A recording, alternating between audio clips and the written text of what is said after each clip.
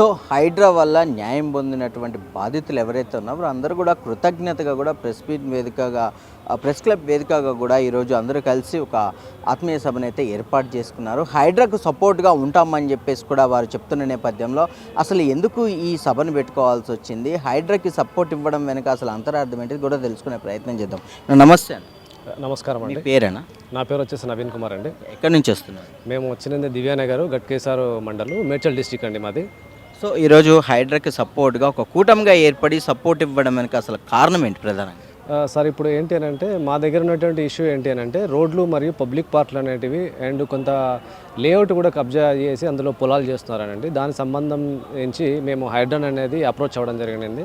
హైడ్రా వాళ్ళు డీటెయిల్గా ఇన్వెస్టిగేట్ చేయడం జరిగింది. ఒక 4 నెలల సమయం తీసుకుని డీటెయిల్గా ఇన్వెస్టిగేషన్ చేసిన తర్వాతకి వాళ్ళకి నోటీసులు ఇచ్చేసి వాళ్ళు కోర్టుకి వెళ్ళేసి మళ్ళీ ఇంకొకసారి ఇన్వెస్టిగేట్ చేయమన్నప్పుడు కూడా మళ్ళీ ఇంకొకసారి ఇన్వెస్టిగేట్ చేసేసి మళ్ళీ నోటీసులు ఇచ్చిన తర్వాత ఒక మీటింగ్ కండక్ట్ చేసేసి ఆ తర్వాతనే కూల్చివేతలు చేయడం జరిగింది. కాకపోతే పబ్లిక్లో దానికి సంబంధించి నెగిటివ్ ప్రాపగండా అనేది కబ్జాకోరులు చేస్తున్నారు ఒక హైడ్రా అటువంటి ఒక మంచి సంస్థ పైన. అలాగే మాకు న్యాయం జరిగినప్పటికీ కూడా మేమే తప్పు చేసినట్టుగా వాళ్ళు పబ్లిక్లో పోర్ట్రేట్ చేస్తున్నారు. మమ్మల్ని మేము ఏ విధంగా అప్రోచ్ అయ్యామో, మాకు జరిగిన అన్యాయం ఏంది పబ్లిక్ కూడా తెలవాలనే ఉద్దేశం మీద మేము వచ్చేసి ఈ ప్రెస్ క్లబ్ అంటే కొంతమంది వ్యక్తులు కబ్జాకోరులు ఏదైతే ఉన్నారో ఇదే ప్రెస్ క్లబ్కి వచ్చేసి తప్పులు ప్రచారం చేస్తున్నారు. సో ఆ విధంగా వాళ్ళు చూపించిన బాటలోనే మేము వచ్చేసి నిజాలు జరిగినవి ఏంటి, అన్యాయం ఎంత జరిగింది, మాకు ఏ విధంగా న్యాయం జరిగింది, ఇందులో ఎటువంటి పక్షపాత వైఖరి కూడా ఎవరు వహించలేదు అనేది మేము మీడియాకి తెలియజేయాలనే ఉద్దేశం మీదనే. ఇది కేవలం ఒక కాలనీ కాదు, ఇట్లానే ప్రతి ఒక్క కాలనీ నుంచి కబ్జాకోర్లు సేమ్ ఇదే ప్రాపగండా అనేది మెయింటైన్ చేస్తున్నారు. సేమ్ ఇదే సీక్వెన్స్ అందరూ మెయింటైన్ చేస్తున్నారు. వీళ్ళందరికీ మనము సరైన సమాధానం ఇవ్వాలి. మనం సరైన సమాధానం ఇస్తే రేపు తప్పుడు ప్రచారం చేసేవాళ్ళు ఇటువంటి సాహసం చేయరు. మళ్ళీ ప్రెస్ క్లబ్కు తప్పుడు ప్రచారం చేయడానికి రాదు. ఏమైనా వాళ్ళ నిర్దోషితత్వానికి ప్రూవ్ చేసుకోవడానికి మాత్రమే ఉండాలనే ఉద్దేశం మీద మేము ఇక్కడికి వచ్చేసి అందరితో మాట్లాడి ఈ కోహెడే కానీ, దేవరాంజల్ కానీ, యాప్రాల్ కానీ, నాగిరెడ్డి చెరువు కానీ, అమీన్పూర్ రిలేటెడ్ కానీ ఈ బాధితులు ఎవరెవరికైతే అన్యాయం జరిగిందో వాళ్ళందరినీ పిలిపించి మేము ఇక్కడ ఒక ప్రెస్ క్లబ్ వచ్చేసి మేము మాట్లాడడం జరిగింది. మాకు ఏ విధంగా న్యాయం జరిగిందని చెప్పి చెప్పడం కోసం. సో ఒక మా భూమికి సంబంధించి డాక్యుమెంట్స్ పరిశీలించిన తర్వాతనే హైడ్రా చర్యలు తీసుకుంటారని చెప్తున్నారు.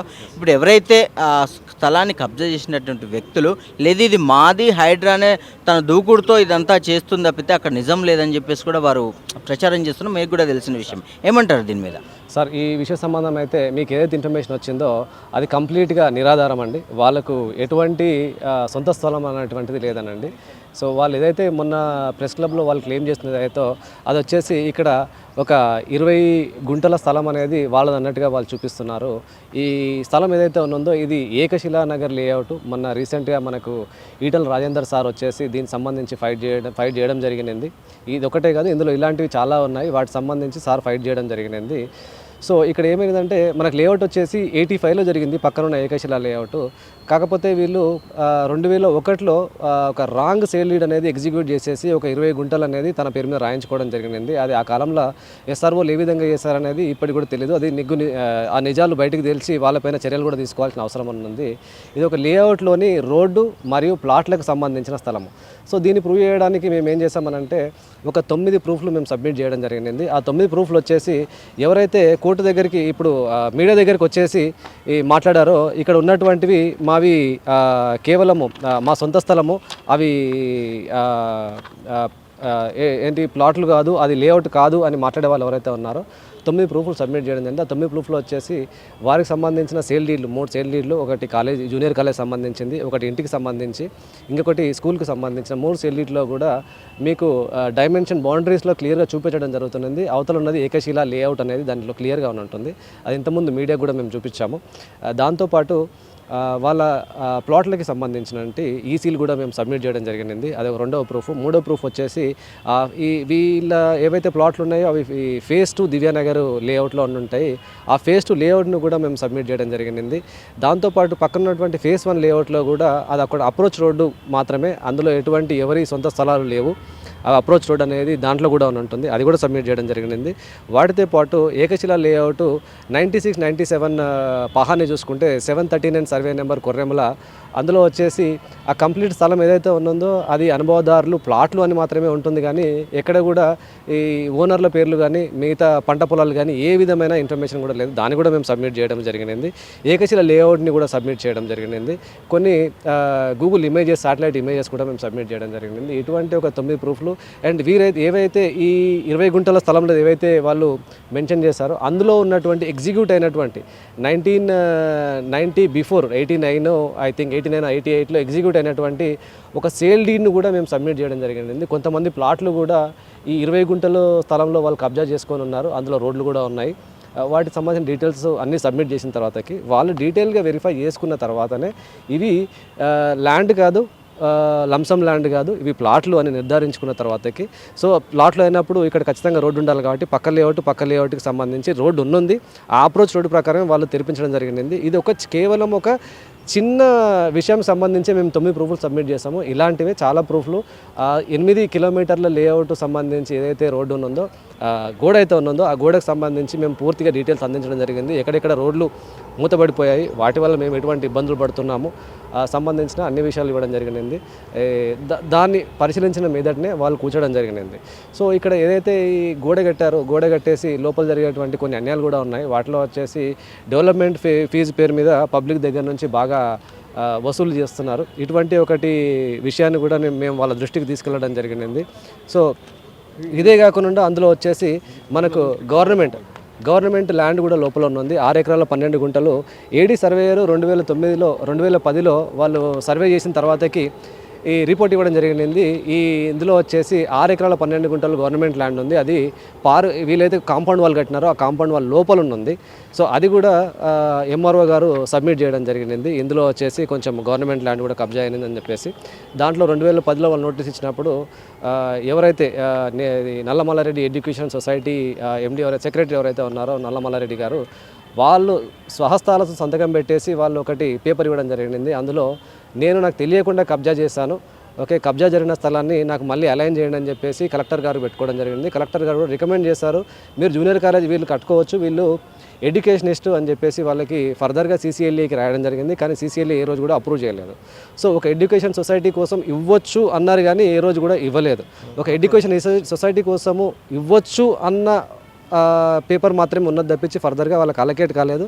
కాకపోతే వాళ్ళు ఏం చేశారంటే 2010లో ఇష్యూ అయింది కాబట్టి 2018 అందరూ మర్చిపోయాక దానికి ఎల్ఆర్ఎస్లు క్రియేట్ చేసేసి ప్లాట్లుగా చేసేసి అమ్మడం జరిగింది. దానికి సంబంధించిన ఒక ఎల్ఆర్ఎస్ కాపీ కూడా మేము వాళ్ళకి సబ్మిట్ చేయడం జరిగింది. వాళ్ళు ఇట్లా మోసపూరితంగా ప్లాట్లు అమ్మడం జరిగింది పబ్లిక్. అందులో ఒక 10 ఇండ్లు కూడా వచ్చాయి. వాళ్ళు కూడా ఇప్పుడు ఆలోచిస్తున్నారు దీనిపైన ఏ విధంగా మేము పోరాటం చేయాలని చెప్పేసి. ఫర్దర్గా హైడ్రా దానికి సంబంధించి ఇన్వెస్టిగేట్ కూడా చేయబోతున్నది. ఈ 6 ఎకరాల 12 గుంటలు వాళ్ళు స్వాధీనం చేసుకోవడానికి రెడీగా ఉన్నారు. కాకపోతే ఇల్లు విషయం వచ్చేసి ఇల్లును మేము ఏమాత్రం కూడా టచ్ చేయము, కూల్చము, వాటిని రెగ్యులరైజ్ చేయడానికే మేము ప్రయత్నిస్తామని చెప్పి కూడా వాళ్ళు భరోసా ఇవ్వడం జరిగింది. సో ఏదైతే హైడ్రా చేసినటువంటి సేవలకు సంతోషిస్తూ ఇక ముందు ఎవరైతే ప్రజలు ఇబ్బందులు పడుతున్నారో హైడ్రా ద్వారా సొల్యూషన్ ఫ్రీ సంస్థగా ఏర్పడే అవకాశం ఉందా? మీరంతా లాభం చేకూరినటువంటి వ్యక్తులంతా కూడా. సార్ నిజమే సార్, ఇక్కడ వచ్చేసి ఇది కేవలం మా దివ్యానగర్ ఇష్యూనే కాదు, దివ్యానగర్ కాకుండా మిగతా అన్ని కాలనీ వాళ్ళకి మంచి జరిగింది. సో అన్ని కాలనీ వాళ్ళకి ఏ విధంగా అన్యాయం జరిగిన ఉండే ఇంతకుముందు వాళ్ళకి ఏ విధంగా హైడ్రా న్యాయం చేసినది, వీళ్ళు చేసేటువంటి తప్పుడు ప్రచారం తిప్పికొట్టడానికి మనం అందరినీ తీసుకొచ్చి ఇక్కడ తీసుకురావడం జరిగింది. వాళ్ళ ద్వారా వాళ్ళకి ఏ విధంగా న్యాయం జరిగిందని చూపించడం జరిగింది. దాంతోపాటు హైడ్రా అనేది ఆల్రెడీ స్ట్రాంగ్ ఇన్స్టిట్యూషన్, దాన్ని ఇంకా స్ట్రాంగ్ చేయాలి. ఒక పోలీస్ స్టేషను అండ్ జ్యుడిషియరీ కూడా వాళ్ళకి ఇస్తే బాగుంటుంది. సో ఆ పవర్స్ వాళ్ళకి బాగా ఉంటే వాళ్ళు ఇంకా బెటర్గా పర్ఫామ్ చేయగలుగుతారు.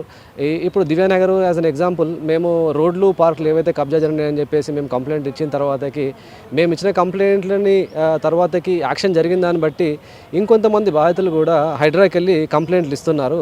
అందులో వచ్చేసి ఒక కంప్లైంట్ మీకు చూపిస్తానండి. ఇక్కడ వచ్చేసి ఇది ఒక సేల్ డీడ్ అని, ఈ లేఅవుట్ కంప్లీట్గా వాళ్ళు కబ్జా చేసి ఫార్మింగ్ చేస్తున్నారండి. ఇక్కడ మీరు క్లియర్గా చూసుకుని ఉంటే ఈ ఫార్మింగ్ చేసేదంతా కూడా ఒక లేఅవుట్. ఇందులో వచ్చేసి ఒక 84 ప్లాట్లు పోయాయి. సేమ్ ఇదే విషయంగా వచ్చేసి ఇది 4A అనే ఒక లేఅవుట్ ఉంటుంది సార్. ఈ లేఅవుట్లో వచ్చేసి ఇక్కడ నుంచి ఇక్కడ ఏరియా వరకు పూర్తిగా కూడా వాళ్ళు ఫార్మింగ్ చేస్తున్నారు. ఇవన్నీ ప్లాట్లు, వీళ్ళందరూ కూడా బాధితులు, వీళ్ళందరూ కూడా వెళ్ళేసి హైడ్రాన్ని కలవడానికి సిద్ధంగా ఉన్నారు. సో వాళ్ళు సివిల్ డిస్ప్యూట్లో వాళ్ళని ఇన్వాల్వ్ కమ్మని అంటలేరు. కాకపోతే ఇక్కడ ఉన్నటువంటి రోడ్లని మీరు తీపియగలిగితే, ఏదైతే పొలాలు అయితే ఉన్నాయో ఆ పొలాలలో ఆ రోడ్లను తీయించగలిగితే వాళ్ళ ప్లాట్లు ఏవైతే ఉన్నాయో వాళ్ళు చూసుకోగలుగుతారు. చూసుకొని హద్దులు పెట్టుకొని వాళ్ళ ప్లాట్లు వాళ్ళు రాగలుగుతారు. ఆ విధంగా వాళ్ళు న్యాయం చేయమని చెప్పి మనం అడగడం జరిగింది. దానికి కూడా వాళ్ళు పాజిటివ్గా ఉన్నారు. తొందరలో ఈ కంప్లైంట్ కూడా వెళ్తుంది. మేము కేవలం ముఖాముఖి దీనికి సంబంధించిన ఇన్ఫర్మేషన్ చెప్పడం జరిగింది. వాళ్ళు కంప్లైంట్ ఇస్తే మేము దానికి సంబంధించిన యాక్షన్ తీసుకుంటామని కూడా మాకు భరోసా ఇవ్వడం జరిగింది. Sir, thank you. Please subscribe to the channel and download the Politicos app from the links in the description.